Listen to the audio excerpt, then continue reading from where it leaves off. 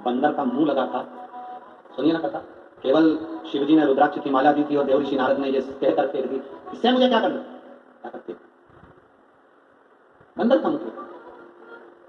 भगवान नारायण ने जरा सी निंदा सुन ली थी शंकर जी की, भगवान विष्णु ने थोड़ी सी निंदा शंकर जी की सुन ली थी तो उनको घोड़े का मुंह लगा। गिरी का अवतार केवल निंदा सुनी थी शंकर भगवान की तो घोड़े का मुख लग गया। नारद जी ने शंकर की निंदा करी, रुद्राक्ष की माला फेंकी तो बंदर का मुख लग गया। शिव को जो जानता नहीं है वो बाद में पछताता। समय अभी बोलिए, जिसको आता है सब बोला करो साथ में। अंत समय प्रभु वचन आए ना आए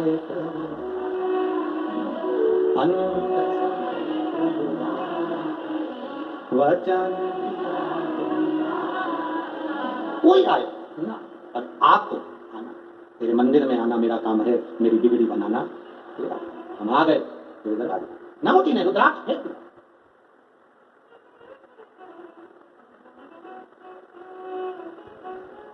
एक बेलपत्र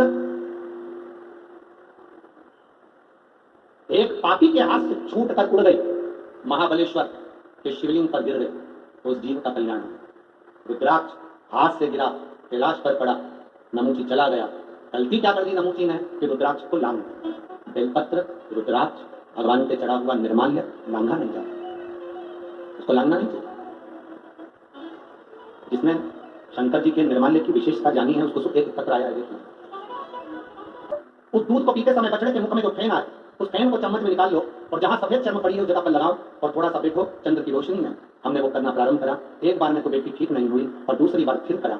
दूसरी पूर्णिमा आई, पशुपति व्रत करते रहे, बेटी मंदिर में सेवा करती रही। गुरुदेव आज हम यहाँ नमन करने आए हैं, मेरी बेटी का पूरा सफेद जो चमड़ी थी वो अपनी चमड़ी के रूप में आ गई, हम यहाँ प्रणाम करने आए।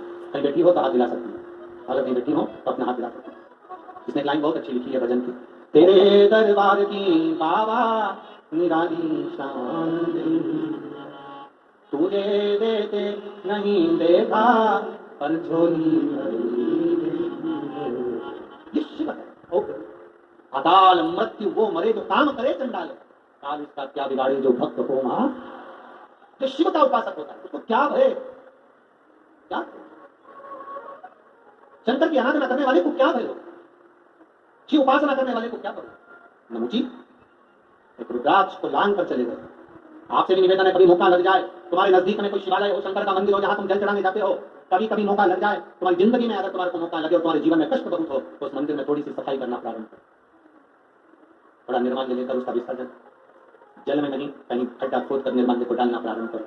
नदी, तालाब, बावड़ी, कुआं, इसको स्वच्छ करो। हम लोग भगवान के विसर्जन का सामान सब नदी में डाल देते हैं, नदी का पानी दूषित हो जाता है, जल स्तर नीचे गिरता जाता है, पानी पृथ्वी में बचा नहीं। उस जल को हमें बचाना। तुम्हारे घर में भभूति निकले, बेल निकले, नारियल निकले, फूल निकले, पत्ती निकले, निर्माल्य की जो सामग्री निकलती है, मंदिर का जो निर्माल्य निकलता है उसको पानी में डालना बंद कर दो। नदी नाले में, सरोवर में, कुएं में, बावड़ी में डालना बंद कर दो। उस निर्माल्य की सामग्री को एक खड्डा खोदो, उसमें डालना प्रारंभ करो, जिससे उसे खाद बने। वो खाद बनेगी तो अपने पूरे नगर निगम में जहां जहां पेड़ लगे हैं उसमें वो खाद डालना चालू करो, जिससे वृक्ष भी आगे बढ़ेंगे और नदी, बावड़ी, तालाब सब स्वच्छ हो। कई लोगों ने निर्माल्य विसर्जन के रथ चालू करे हैं, यहाँ पर भी अगर किसी ने करे हैं तो उनको बहुत बहुत साधुवाद है, उनको धन्यवाद करना चाहिए। निर्माल्य मंदिर का चढ़ा हुआ फूल पत्ती है सब पानी में नहीं डालना चाहिए, उसको एक खड्डे में डालो, जिससे नदी शुद्ध हो, तालाब शुद्ध हो, बावड़ी शुद्ध हो, जल स्तर बढ़े। पानी कम हो रहा है, पृथ्वी सूखी हो रही है, जल को बढ़ाना हमारा कार्य है। जल है तो कल है, जल नहीं होगा तो हमारा कल भी नहीं होगा। तो जल को सुरक्षित रखना हमारी जगह, पानी को सुरक्षित रखना। शिव कथा कर रही है, नमूची ने केवल रुद्राक्ष को लांग गया बोला और रुद्राक्ष को नमूची लांगा। जैसे रुद्राक्ष को नमूची लांगा, लांगते से भगवान का अपमान कर निकल गया। कहीं बेलपत्र पड़ी हुई मिल जाएगा, हम यहाँ से नीचे उतरते हैं, कोई बेलपत्र पड़ी हुई मिल जाती है तो हमारे बच्चों को कह देते हैं ये बेलपत्र पड़ी है, इसको उठाओ, किसी का लात नहीं लगना चाहिए, कोई लांग ना जाए, कोई इसको इधर ना पड़े। किसी भी देवता पर चढ़ी हुई माला, विष्णु पुराण में लिखा है, दुर्वासा बाबा की गले की माला इंद्र को मिली, इंद्र ने एरावत को दी, एरावत ने वो माला अपनी सूंड में भरकर फेंकते हुए चला, जमीन पर फूल गिरते हुए गए। भगवान तभी क्रोध में आ गए और उसी समय पर दुर्वासा बाबा का श्राप। भगवान पर चढ़ा हुआ पत्र पुष्प, भगवान पर चढ़ी हुई बेलपत्र भी जमीन पर नहीं गिरना चाहिए, उसको उठा लो, कहीं पड़ी भी है तो उसको उठाकर मस्तक से लगाओ, प्रयास करो उसको संभालने। मंदिर, देवालय, शिवालय ऐसा कोई दिन नहीं जिस दिन ना जाओ। प्रयास करा करो हम भगवान शंकर के मंदिर जरूर जाएं, शिव जी को एक लोटा जल जरूर चढ़ाएं। मंदिर में जल नहीं चढ़ा सकते तो उसके दरवाजे से सामने से निकल कर चले जाएं, केवल उसका दीदार हो जाएगा तो हमारा भाग्य संवर जाएगा। केवल दर्शन, शिखर दर्शनम सर्व पापनाशनम, शिखर का मात्र दर्शन हो जाता है तो जीव का कल्याण हो जाता है। इसे मेरे शंकर ओखड़ी में शिव कथा कर रहे, नमुची लांग गए रुद्राक्ष को, लांग कर गए, बस जो शंकर को नहीं जान पाया अपनी अभिमत्ता में अहंकार में फूला रहा, अंत में बर्बाद हो गया। अंत में जीव नरक। शिव कथा कहती है जिस अमृत को पाने के लिए देवता तरसते हैं, जिस अमृत को पाने के लिए संसार तरसता है, वो अमृत शिव महापुराण की कथा में रोज बरसता है, प्रतिदिन बरसता है। उसको पीना है हमको, उसको धारण करना है हमको, उसको ग्रहण करना है। उस अमृत को हमें पाना।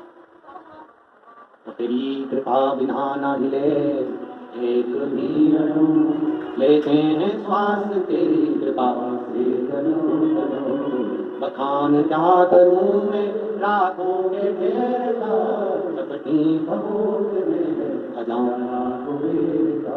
कभी जिंदगी में मौका मिले तो 5 दुर्गा, कितनी दुर्गा मुझे बोलो जरा, 5 दुर्गा 1 बेल का। कभी अगर मौका मिले जीवन में 5 दुर्गा 1 बेल का, 1 अक्षत 1 चावल का दाना, और तीनों पत्तियों पर लगा हुआ चंदन। बेलपत्र की जो 3 पत्ती होती है, इन तीनों पर लगा हुआ चंदन, दुर्वा, बेलपत्र, चावल का 1 दाना मध्य पत्ती पर रखकर जब भी आप अपने हृदय से कोई सरकारी गतिविधियों में कहीं फंस गए हो, सरकारी कोई केस चल रहा है, कोई सरकारी चीजों में अगर तकलीफ आ रही है, तो शिव का नाम लेकर आप अपना कर्म जरूर करना, मेहनत जरूर करना, कर्म के साथ में शंकर पर विश्वास रखकर 1 अक्षत का दाना, 5 बेलपत्र, 5 दुर्वा हाथ में लेकर शिव का स्मरण कर श्री शिवाय नमस्तुभ्यम कहकर, अगर श्री शिवाय नमस्तुभ्यम भी नहीं कह सकते, पंचाक्षर मंत्र नमः शिवाय, षडाक्षर मंत्र ओम नमः शिवाय, या फिर श्री शिवाय नमस्तुभ्यम बोलकर शिव को जो स्थान आपको बताया, ध्यान देकर फिर ध्यान देंगे।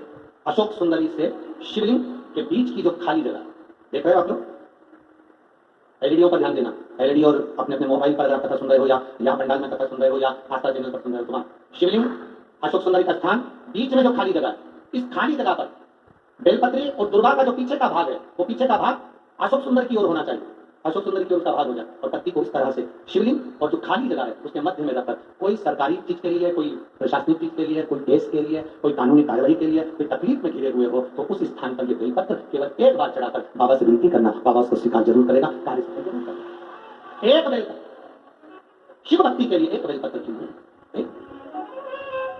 शिव कथा कर रही है, नमुची नमुची रुद्राक्ष को लांग, नमुची और नमुची रुद्राक्ष को लांग कर गया। ये रुद्राक्ष की बड़ी महत्वता है। आप लोगों के घर में रुद्राक्ष है? जरा बोलो, जम के बोलो है ना सबके पास में।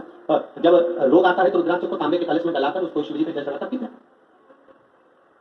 और यदि जिस दिन तुमको लगे कि आज मेरा मन शांत नहीं, आज मेरे घर में अशांति सी लग रही है, क्लेश बहुत है, मन में शांति नहीं है, टेंशन बहुत चल रहा है, उस दिन थोड़ी देर के लिए लेफ्ट हाथ में रुद्राक्ष कमल का, सीधे हाथ से बाबा देवादिदेव महादेव का हाथ रखकर शिव जी के नाम का स्मरण कर महामृत्युंजय याद हो तो वो जप ले, ना हो श्री शिवाय नमस्तुभ्यम जप ले, ना हो पंचाक्षर षडाक्षर जप ले, केवल 3, 5 या 7 बार बोल लो। उस रुद्राक्ष को हृदय से लगाकर वापिस जहां रखा था वहीं रख दो। आपको 15 मिनट के अंदर अंतर मालूम पड़ जाएगा कि घर के अंदर शांति हुई कि नहीं हुई। ये प्रैक्टिकल जरूर करना, कहीं शिवर वाला हमारा झूठ तो नहीं बोल रहा, इसलिए प्रैक्टिकल करना जरूरी, प्रैक्टिकल बहुत जरूरी है। प्रैक्टिकल का काम नहीं चलता। महाराज जी प्रवचन दे रहे थे, प्रवचन में कह रहे थे मदिरा नहीं पीना चाहिए, शराब नहीं पीना चाहिए। इंद्र के सिंहासन को अपना बना लिया, वैकुंठ के राज्य को अपना बनाया, ब्रह्मलोक को अपना बनाया, पितृलोक को अपना बनाया और आक्रमण कर इंद्र से युद्ध करने लगा। इंद्र घबरा गया, इंद्र को लगा ये मर नहीं रहा, इसके शस्त्र चलाए गए, बाण चलाए गए, पर मरता ही, इसके प्राण नहीं जा, प्राण छूटी नहीं, करे क्या? तब इंद्र चिंता में पड़, और चिंता में पड़कर इंद्र उसी समय पर भगवान नारायण के पास गए, प्रभु ये नमुची के प्राण नहीं छूट रहे, क्या करें? शस्त्र से मर नहीं। कहा इसको वर है, ये शस्त्र से नहीं मरेगा, इसको वर है, ये शस्त्र से नहीं मरेगा। फिर ये मरेगा कैसे? इसके प्राण कैसे छूटेंगे? ब्रह्मा जी के पास, ब्रह्मदेव के पास गए, ब्रह्मा जी से विनती करिए, नमुची मर नहीं, ये नमुची के प्राण नहीं छूटे, ये नमुची कैसे मरेगा? ब्रह्मा जी ने कहा इसको मरने का अगर किसी से पूछना है तो देवादिदेव महादेव ही बता सकते। भगवान इंद्र, भगवान देवादिदेव महादेव के पास बोल गए, बाबा ये नमुची मर नहीं। बाबा ने कहा इसे मरने वाला नहीं, शस्त्रों से नहीं मरेगा, इसको मेरा वर है। तो फिर मरेगा कैसे? बाबा कहते हैं इंद्र इसको समुद्र के किनारे ले जा, समुद्र के किनारे ले जा। जो रुद्राक्ष को लांग जाता है, मरते समय गंगा जल भी नहीं पाता है, मरते समय गंगा जल भी नहीं पाता है, तो इसको लेकर जा और एक काम कर, समुद्र के किनारे ले जा। समुद्र के किनारे में लेकर तो चले जाऊंगा, पर ये मरेगा कैसे? शस्त्र तो चलता नहीं, ये मरता नहीं शस्त्र से। देवादिदेव महादेव ने कहा चिंता मत कर इंद्र, समुद्र के किनारे ले जाना, समुद्र की लहर पड़ेगी, लहर पड़कर उस पर फेन आएगा, उस पर फेन आ जाएगा। बस उसी फेन को उठाकर, उसी फेन को उठाकर ओम का नाद कर कर उस फेन को इसके ऊपर फेंक कर मारना, उसी फेन को फेंक कर। महाराज, समुद्र के फेन से यह असुर मरने वाला है, राक्षस मरने वाला है। कोई असुर मरेगा समुद्र के फेन, मरेगा। ओम अक्षर में, ओम के अक्षर में वो नाद होता है कि अगर साधारण से